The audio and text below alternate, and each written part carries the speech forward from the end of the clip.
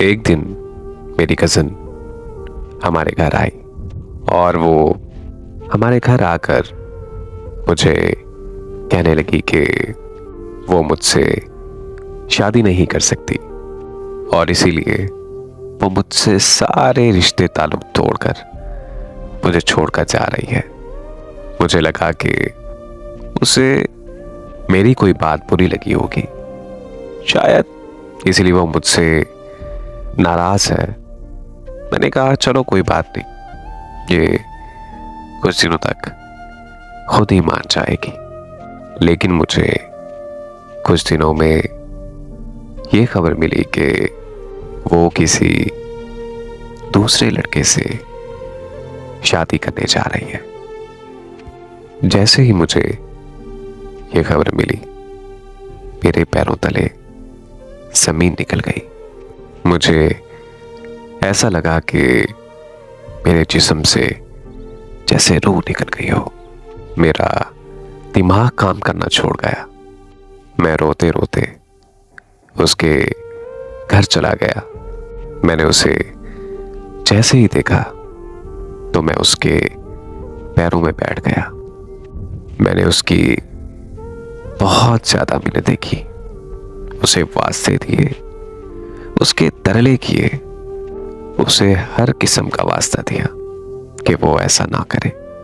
अगर वो ऐसा करेगी तो मैं उसके बगैर मर जाऊंगा। लेकिन उसने मुझे आगे से जवाब दिया कि तुम्हारी ये मेरे सामने मिन्नत समाजी करना बिल्कुल बेवसूल है। तुम कुछ भी कर लो, लेकिन मैं शादी उसी लड़के से ही करूंगी। उसकी ये बातें सुनकर मुझे बेहद तकलीफ हुई। जिस लड़की से मैं बचपन से ही प्यार करता आ रहा हूं, जिस लड़की के लिए मैं अपने पूरे खानदान से भिड़ गया, जिस लड़की के लिए मैंने हर एक लड़के से लड़ाई की, हर उस इंसान से लड़ गया जो उसके मुखालिफ था, वो लड़की मेरे साथ ऐसा करेगी। उसे मेरी कोई कुर्बानियां याद नहीं आई। आज वो मेरे साथ बेवफाई करके किसी और की होने जा रही है।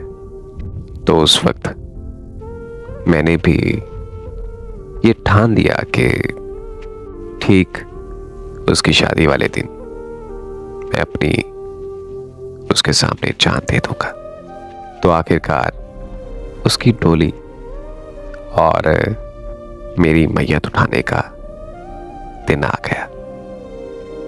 मैं अपनी जेब में सहर लिए उसकी शादी में पहुंच गया और वो दुल्हन के जोड़े में बहुत ज्यादा हंसी और बहुत ही खूबसूरत लग रही थी। वो मेरे पास आई और जोर से मेरे गले लग गई। वो जोर जोर से रोने लगी और कहने लगी कि मेरा यकीन जानो अहमद, मैं तुमसे बेइंतहा बेहद मोहब्बत करती हूँ। बस मेरी कुछ मजबूरी थी जो मैं तुमसे शादी नहीं कर पाई। मेरी कुछ मजबूरी थी जो मैं तुम्हें कभी भी नहीं बता सकती। अगर हो सके तो मुझे माफ कर देना। इससे पहले कि मैं उससे कुछ भी पूछता, वो तड़पने लगी और उसके मुंह से खून निकलने लगा और कुछ ही देर में उसने मेरी बाहों में दम तोड़ दिया।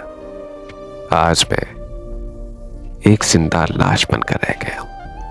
आज मैं जिंदा तो हूं, लेकिन मुझे ऐसा लगता है कि मेरे जिस्म में वो रूह नहीं है।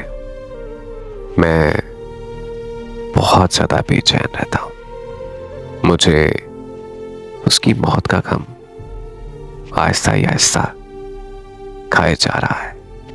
मैं आज तक इसी उलझन में उलझा हुआ हूं कि उसने आखिर ऐसा क्यों किया, क्यों वो लड़की मेरा साथ छोड़कर चली गई, क्यों वो मुझे इस बेरहम दुनिया में अकेला छोड़ गई।